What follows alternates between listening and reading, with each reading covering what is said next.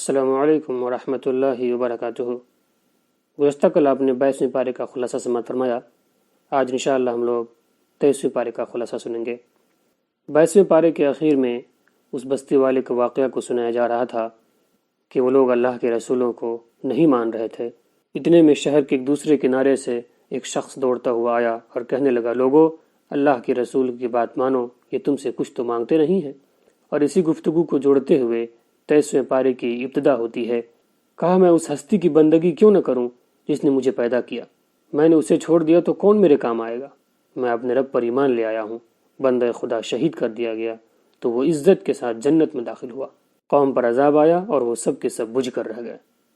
آگے اللہ تبارک و تعالیٰ نے کہا کہ اللہ کی قدرت کے نشان دیکھو کہ وہ مردہ زمین کو زندہ کر کے اس سے دانہ نکالتا ہے جسے تم کھاتے ہو۔ اس نے کھجوروں انگوروں کے باغ اگائے اور چشمے جاری کیے۔ یہ سب کچھ کسی ایک انسان کے ہاتھ کا بنایا ہوا نہیں ہے، بلکہ اللہ کا بنایا ہوا ہے۔ وہ پاک ہے، وہ جس نے ہر شے کے جوڑے بنائے، حتیٰ کہ نباتات کے بھی اور تمہارے بھی۔ اور پھر کہا کہ ان کے لیے ہماری قدرت کی ایک نشانی یہ بھی ہے کہ ہم ان سے دن کو ہٹا دیتے ہیں، پھر اندھیرا چھا جاتا ہے۔ سورج اپنی منزل کی طرف رواں دواں ہے، چاند کی منزل مقرر ہے۔ ایک وقت وہ کھجور کی سوکھی شاخ کے مانند رہ جاتا ہے۔ نہ سورج کے بس میں ہے کہ وہ چاند کو جا پکڑے اور نہ رات دن پر سبقت لی جا سکتی ہے۔ سب اپنے اپنے دائرے میں سفر کر رہے ہیں۔ بھری ہوئی کشتی کو دیکھو، انہیں ہم چاہیں تو غرق کر دیں، پھر کسی کی کوئی فریاد نہ سنی جائے۔ ان کو برے کاموں کے انجام سے ڈرایا جاتا ہے تو یہ انسنی کر دیتے ہیں۔ کہا جاتا ہے کہ اللہ کے دیے ہوئے میں سے خرچ کرو تو کہتے ہیں کیا ہم ان کو کھلائیں جنہیں اللہ چاہتا تو خود کھلا دیتا۔ ان کی گرفت کا وقت مقرر ہے، اس وقت ایسے اچانک دھر لیے جائیں گے کہ وصیت بھی نہ کر سکیں گے۔ اور پھر کہا کہ جب سور پھونکا جائے گا تو لوگ قبروں سے رب کی طرف دوڑے آئیں گے اور کہیں گے کہ افسوس، ہماری خوابگاہوں سے کس نے ہمیں اٹھا دیا۔ فرمایا جائے گا کہ یہی ہے جو رحمان نے وعدہ کیا تھا۔ رسولوں کا کہا سچ ہوا، آج کسی پر ظلم نہ ہوگا۔ ہر شخص کو اپنے کیے کا بدلہ ملے گا۔ جنتی مزے لوٹ رہے ہوں گے، وہ اور ان کی بیویاں زیر سایہ مصحریوں پر تکیے لگائے اپنی پسندیدہ غذائیں اور پھل کھا رہے ہوں گے۔ اور مجرموں کو الگ ہو جانے کا حکم کیا جائے گا۔ کہا جائے گا کہ اللہ کی عبادت کا سیدھا راستہ چھوڑ کر تم شیطان کے پیچھے چلے تھے، اب جہنم تمہارا ٹھکانہ ہے۔ آج تمہارے ہاتھ پاؤں بولیں گے، زبانیں بند ہوں گی۔ یہ آخرت کی سزا ہوگی۔ دنیا میں بھی اللہ چاہے تو ان ظالموں کو اندھا کر دے۔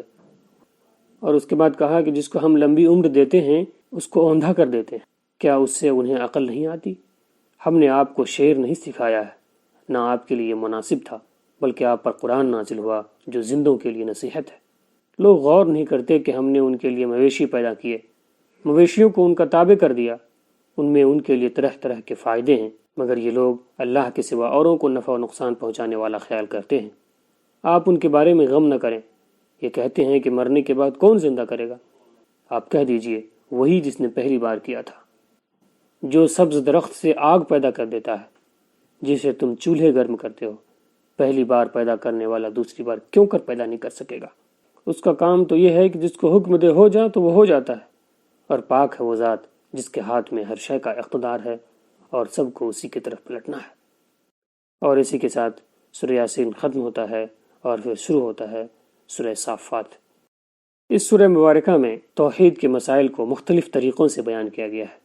ابتدائے سورہ میں تذکرہ کیا کہ کارکنان قضاء و قدر فرشتے شاہد ہیں کہ تمہارا معبود حقیقی بس ایک ہی ہے۔ کائنات کا رب اور مشرق و مغرب کا مالک وہی ہے۔ اس نے آسمانی دنیا کو تاروں سے آراستہ کیا اور شیطانی شرکت سے ان کو محفوظ کر دیا۔ جو شیطان آسمانی باتیں سننے کو آتے ہیں، تیز شعلہ ان کا پیچھا کرتا ہے۔ ان منکرین آخرت سے پوچھئے کہ ہمارے لیے ان کا پیدا کرنا مشکل ہے یا آسمان و زمین کا بنانا؟ یہ قرآن کا مذاق اڑاتے اور اسے جادو بتاتے ہیں اور قیامت کو بعید از عقل سمجھتے ہیں۔ بس ایک زور کی آواز ہوگی اور یہ اپنی آنکھوں سے قیامت کا برپا ہونا دیکھ رہے ہوں گے۔ اس وقت افسوس کریں گے مگر اب کیا فائدہ ہوگا۔ اور پھر کہا کہ مشرکوں کو، ان کے ہم مشرب لوگوں کو اور ان کے معبودوں کو اکٹھا کر کے جہنم میں جمع کر کے کہا جائے گا کہ ایک دوسرے کی مدد کیوں نہیں کرتے ہو؟ اس وقت یہ پریشان ہوں گے اور طاقتور کمزوروں سے کہیں گے کہ ہمارا تم پر کوئی زور نہیں تھا، بس تم خود ہی گمراہ ہو گئے تھے۔ ہم نے تمہیں بہکایا مگر ہم تو خود بھی بہکے ہوئے تھے۔ اس روز یہ سب عذاب میں شریک ہوں گے۔ مجرموں سے ہم اسی طرح نپٹا کرتے ہیں۔ جب ان کو دنیا میں توحید الہی کی طرف بلایا جاتا تھا تو یہ تکبر کرتے تھے اور کہتے تھے کہ ہم ایک شاعر دیوانہ کے لیے اپنے معبودوں کو کیوں چھوڑ دیں؟ تو ٹھیک ہے، اب آخرت میں عذاب کا مزہ چکھو۔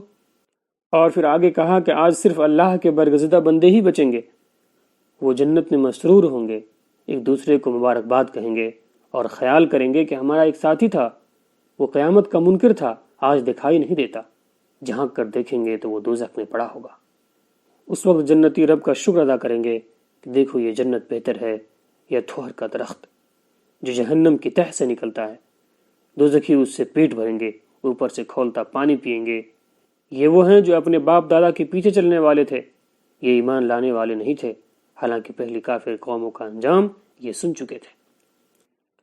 پھر اس کے بعد تذکرہ کیا کہ نوح علیہ السلام نے ہمیں پکارا، ہم نے ان کی خوب سنی، سلام ہو نوح پر، ہم نے اسے اور اس کے خاندان کو بچا لیا اور اس کی نسل کو باقی رکھا۔ بعد کی نسلوں میں اس کی یاد باقی رکھی اور اس کے دشمن غرق ہو گئے۔ انہی کے نقش قدم پر چلنے والے ابراہیم تھے جنہوں نے قوم کو شرک سے روکا۔ وہ نہ مانے تو ان کے بتوں کا وہ حال کیا کہ وہ خود یہ کہنے پر مجبور ہو گئے کہ بت بولتے نہیں ہیں، اور جس کے پاداش میں انہوں نے آپ کو آگ میں ڈالا تو ہم نے کافروں کو ذلیل کر دیا۔ انہوں نے ہجرت فرمائی اور ہم نے انہیں ایک حلیم بیٹے کی خوشخبری دی۔ اور بچہ جب بڑا ہوا تو ابراہیم علیہ السلام نے خواب میں دیکھا کہ وہ اسے ذبح کر رہے ہیں، اور جب آپ نے بچے کو خواب سنایا تو اس نے کہا جو حکم ملا ہے اس کو پورا کر لیجئے، میں صبر کروں گا۔ جب دونوں نے سر جھکا دیا اور ابراہیم نے بیٹے کو ماتھے کے بل گرا دیا تو ہم نے کہا ابراہیم تو نے اپنا خواب سچ کر دکھایا، یہ واقعی بڑی آزمائش تھی، سلام ہو ابراہیم پر۔ پھر ہم نے ان کو اسحاق اور یعقوب عطا فرمائی۔ اور اس کے بعد تذکرہ کیا کہ ہم نے موسیٰ اور ہارون پر احسان فرمایا، انہیں بڑے غم سے نجات دی، انہیں کتاب بخشی، سیدھا راستہ دکھایا، آنے والی نسلوں میں ان کا ذکر خیر چھوڑا۔ سلام ہو موسیٰ اور ہارون پر، الیاس بھی پیغمبر تھے۔ انہوں نے قوم سے فرمایا کہ تم اللہ کو چھوڑ کر بیل کی پوجا کیوں کرتے ہو؟ قوم نے جھٹلایا تو عذاب الہی میں گرفتار ہوئی۔ سلام ہو الیاس پر۔ لوط بھی پیغمبر تھے، ہم نے ان کو اور بیوی کے علاوہ ان کے اہل کو بچا لیا اور ان کے دشمنوں کو تباہ کر دیا۔ اس کے بعد یونس علیہ السلام کا تذکرہ کیا کہ یونس علیہ السلام بھی رسول تھے۔ وہ بھری ہوئی کشتی کی طرف دوڑے، جب کشتی میں خطرہ منڈرانے لگا تو قرآن اندازی ہوئی تو ان کا نام نکل آیا۔ ان کو سمندر میں پھینک دیا گیا، مچھلی نے انہیں لقمہ بنا لیا۔ وہ ہمیں یاد نہ کرتے تو ہمیشہ مچھلی کے پیٹ میں رہتے۔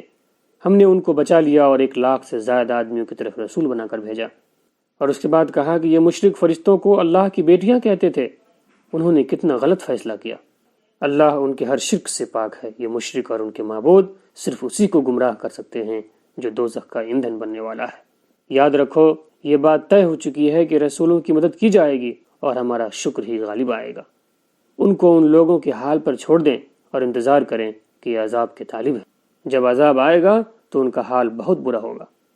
تیرا رب ان باتوں سے پاک ہے جو وہ کرتے ہیں۔ رسولوں پر سلام ہو اور تمام تعریفیں اللہ کے لیے ہیں۔ اور اسی کے ساتھ سورہ صافات بھی ختم ہوتا ہے اور پھر شروع ہوتا ہے سورہ صاد۔ ابتدائی سورہ ہی میں تذکرہ کیا کہ نصیحت بھرے قرآن کی قسم یہ کافر سخت تکبر اور ضد میں مبتلا ہیں۔ انہیں یاد نہیں کہ ان سے پہلے کتنے ہی کافر اللہ کے عذاب کی گرفت میں آئے تو بہت چیخے مگر بچنے کا وقت نکل چکا تھا۔ آج کے منکروں کو تعجب ہے کہ ان کے پاس ایک ڈرانے والا انہی میں سے کیسے آ گیا۔ یہ کہتے ہیں کہ معاذ اللہ یہ جادوگر ہے، جھوٹا ہے، اس نے اتنے سارے خداؤں کی جگہ بس ایک ہی خدا بنا لیا۔ ان کے بڑے کہنے لگے کہ جاؤ اور اپنے معبودوں پر ڈٹے رہو، بھلا ہم میں سے اسی کو نبی بننا تھا۔ دراصل یہ لوگ قرآن کے بارے میں شک میں مبتلا ہیں۔ انہوں نے میرے عذاب کا ذائقہ نہیں چکھا۔ کیا ان کے پاس تیرے رب کی رحمت کے خزانے ہیں؟ کیا زمین و آسمان کی حکومت ان کے پاس ہے؟ اگر ایسا ہے تو ان کو آسمان کی بلندیوں پر چڑھنا چاہیے۔ یہ تو چند آدمی ہیں جو اسی دنیا میں شکست کھا جائیں گے۔ ان سے پہلے قوم نوح، قوم عاد، فرعون، ثمود، قوم لوط اور قوم شعیب رسولوں کو جھٹلا کر ذلیل ہو چکی ہیں۔ یہ کس کھیت کے مولی ہیں؟ اور اس کے بعد تذکرہ کیا کہ عذاب کے طلبگار ہیں، مگر جب عذاب آئے گا تو ان کو بالکل مہلت نہیں ملے گی۔ آپ ان کی باتوں پر صبر کریں۔ حضرت داؤد علیہ السلام کی مثال آپ کے سامنے ہے۔ وہ ہمارے فرمانبردار تھے، پہاڑ اور پرند ان کے ساتھ مل کر ہماری تسبیح کرتے تھے۔ ہم نے انہیں مضبوط حکومت اور دانائی اور فیصلہ کن بات کہنے کی صلاحیت عطا کی تھی۔ ان کے پاس ایک مقدمہ کے 2 فریق دیوار چڑھ کر بالا خانے میں گھس آئے۔ حضرت داؤد گھبرا گئے، انہوں نے عرض کی ہم دونوں فریق مقدمہ ہیں، ہمارے درمیان فیصلہ فرما دیجیے۔ ایک کہنے لگا کہ یہ میرا بھائی ہے، اس کے پاس 99 دمبے ہیں، میرے پاس 1 دمبی ہے، یہ کہتا ہے کہ اپنی دمبی مجھے ہی دے دو، اس نے مجھے گفتگو میں دبا لیا ہے، آپ نے فرمایا اس شخص نے تم سے ایک دمبی مانگ کر واقعی ظلم کیا ہے، اور اکثر شریک کاروبار ایک دوسرے پر زیادتی کرتے ہیں۔ ہاں، ایمان والے اور نیکوکار زیادتی نہیں کرتے، مگر ایسے بہت کم ہوتے ہیں۔ اب حضرت داؤد کو احساس ہوا کہ ہم نے ان کو آزمایا ہے، انہوں نے ہم سے بخشش مانگی تو ہم نے انہیں بخش دیا۔ ہم نے داؤد سے فرمایا کہ ہم نے آپ کو زمین میں خلیفہ بنایا ہے، آپ لوگوں کے درمیان انصاف سے فیصلہ کریں اور اپنی خواہش کے پیچھے نہ چلیں، خواہشات راہ راست سے دور پھینک دیا کرتی ہیں۔ اور اس کے بعد کہا کہ ہم نے آسمان و زمین کا نظام بیکار نہیں بنایا ہے، ہم ایمان والوں اور بدکاروں کو کبھی ایک جیسا نہیں کریں گے۔ یہ کتاب مبارک ہم نے غور کرنے اور نصیحت حاصل کرنے کے لیے نازل فرمائی ہے۔ ہم نے داؤد کو سلیمان عطا فرمائے، وہ بہت اچھے بندے تھے۔ ایک دن ان کے سامنے تیز رو گھوڑے پیش کیے گئے تو انہوں نے کہا، میں نے مال کی محبت اپنے رب کی یاد سے غافل ہو کر اختیار کی ہے، یہاں تک کہ جب وہ گھوڑے نگاہ سے اوجھل ہونے لگے تو آپ نے ان کو واپس لانے کا حکم دیا۔ پھر ان کی پنڈلیوں اور گردنوں پر ہاتھ پھیرنے لگے۔ ہم نے سلیمان کی بھی آزمائش کی اور اس کی کرسی پر ایک لوتھڑا لا ڈالا۔ انہوں نے رب سے عرض کیا، اے میرے رب مجھے بخش دے اور مجھے ایسی حکومت عطا فرما جو میرے بعد کسی کی شان نہ ہو۔ سلیمان علیہ السلام کے لیے جنوں اور ہواؤں کو مسخر کر دیا تھا۔ سلیمان ہمارے ہاں بڑے مرتبے والے تھے۔ اور اس کے بعد حضرت ایوب علیہ السلام کا تذکرہ کیا کہ اور ہمارے بندے ایوب کو یاد کیجئے، جب انہوں نے دعا کی کہ اے میرے رب مجھے شیطان نے سخت تکلیف اور عذاب میں ڈال دیا ہے۔ ہم نے کہا اپنا پاؤں زمین پر مارو، ٹھنڈے پانی کا چشمہ نکل آئے گا۔ ہم نے انہیں ان کے اہل و عیال اور کچھ مزید بھی واپس دیے۔ ہم نے کہا کہ اپنی قسم نہ توڑو۔ ہم نے ایوب کو صابر پایا، وہ بڑے اچھے بندے تھے۔ ابراہیم، اسحاق، یعقوب، اسماعیل، الیسع اور ذوالکفل سب نیک کردار تھے۔ ان پرہیزگاروں کے لیے جنت کے دروازے کھلے ہوں گے، اور ان کے ساتھ شرم و حیا والی ہمسن عورتیں بھی جلوہ افروز ہوں گی۔ ہمارا رزق کبھی ختم نہ ہونے والا ہوگا، مگر سرکشوں کا حال بہت برا ہوگا۔ وہ جہنم میں ہوں گے، گرم پانی اور زخموں کا دھون پینے کو ملے گا۔ وہ اپنے بعد آنے والوں پر لعنت بھیجیں گے، بعد میں آنے والے پہلوں کو برا بھلا کہیں گے، ایک دوسرے کے لیے بد دعا دیں گے اور کہیں گے کہ دنیا میں جنہیں ہم برا سمجھتے تھے وہ آج دکھائی نہیں دیتے۔ اس کے بعد آدم علیہ السلام اور ابلیس کا تذکرہ کیا کہ آپ اعلان کر دیں میں تو ڈرانے والا ہوں، اللہ کے سوا کوئی معبود نہیں، وہ زمین و آسمان کا رب ہے، قیامت ایک بڑی خبر ہے جس سے یہ منہ موڑتے ہیں۔ ملائے اعلیٰ کی باتوں کا مجھے علم نہیں، میرا ذریعہ علم تو وہی ہے۔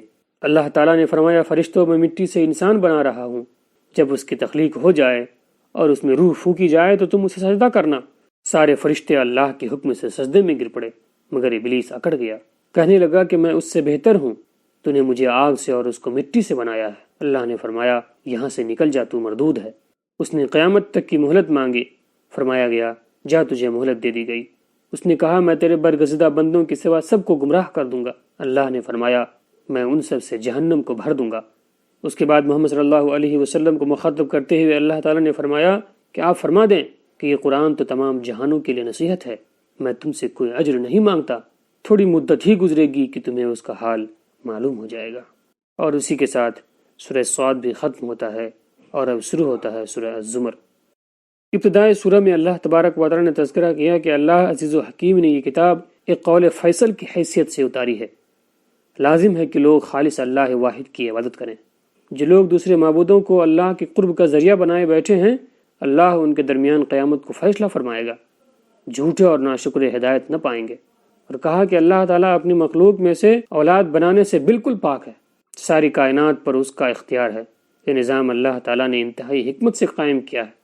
رات اور دن کا آنا جانا، سورج اور چاند کی گردش اسی کے حکم سے ہے۔ اسی نے انسان کو اور حیوانات کو پیدا کیا، اور اسی نے تمہاری ضروریات کا انتظام فرمایا۔ اسی نے ماؤں کے پیٹوں میں 3 تاریک پردوں کے اندر انسان کی پرورش فرمائی۔ وہ کسی کی بندگی اور شکر گزاری کا محتاج نہیں ہے، بلکہ لوگ ہی اس کے محتاج ہیں۔ سب کو اسی کے پاس جانا ہے، کوئی کسی کا بوجھ نہیں اٹھا پائے گا۔